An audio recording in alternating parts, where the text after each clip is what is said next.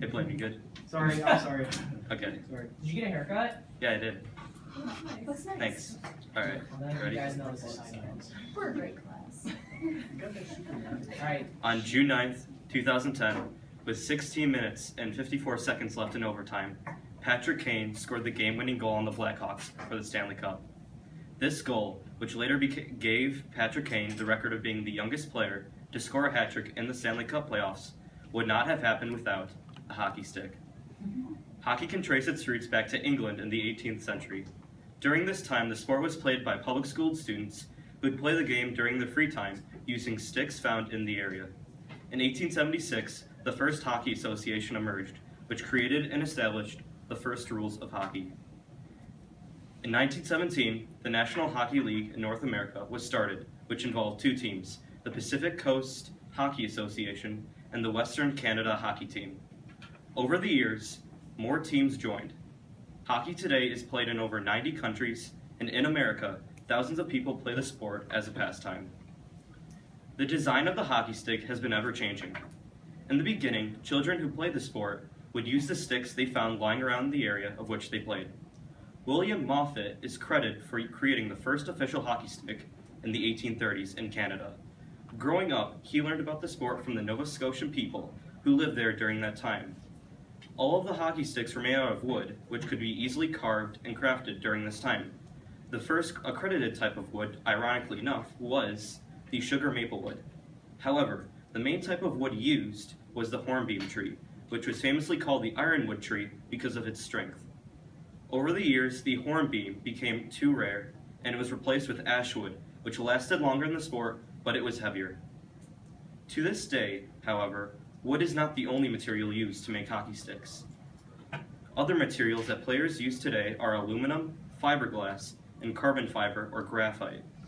Aluminum, which usually is the hardest to break, is not commonly used as much anymore because of its weight, but it was used a lot in the 60s, 70s, and 80s. Fiberglass isn't commonly used by itself, but coated on wooden sticks to increase the strength of the stick so that it is harder to break. The most common material used today is graphite. This material is extremely light and usually will last much longer than wood. This material, however, is more expensive than wood, which is why some people prefer to use wood.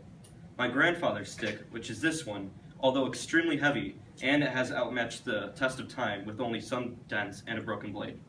My hockey stick, which I use as a backup, which is this one, is much lighter than my grandfather's, and it'll probably break in a hockey game though, and it was definitely more expensive than his. There are multiple characteristics with the hockey stick. One important property is the flex or stiffness of the stick. The flex of the stick is usually measured in pounds of force. On average, a player's flex usually ranges from 70 pounds of force to as high of a flex as 120. My backup stick, which is this one again, has a 100 flex. My grandfather's stick probably has about the same flex. However, in his time, hockey players didn't pay much attention to that, so it's not labeled on a stick like it is on mine.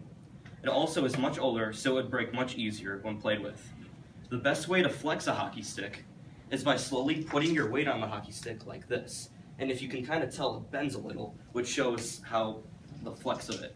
Because when you shoot a hockey puck, the flex gives momentum to the puck, which in turn is extremely beneficial when shooting and passing the puck. However, with the incorrect flex, the user would either be unable to shoot the puck far, or they would break the stick easier by putting too much force when shooting. The blade of the stick has two important properties as well: the curve of the blade and the shape of its toe. The curve of a hockey stick is important because it affects the type of a shot a player will have. The flatter the stick, the harder it is to make the puck go upwards. However, depending where the curve was would also have an impact on the direction where the puck goes. The toe of the stick is either round or square.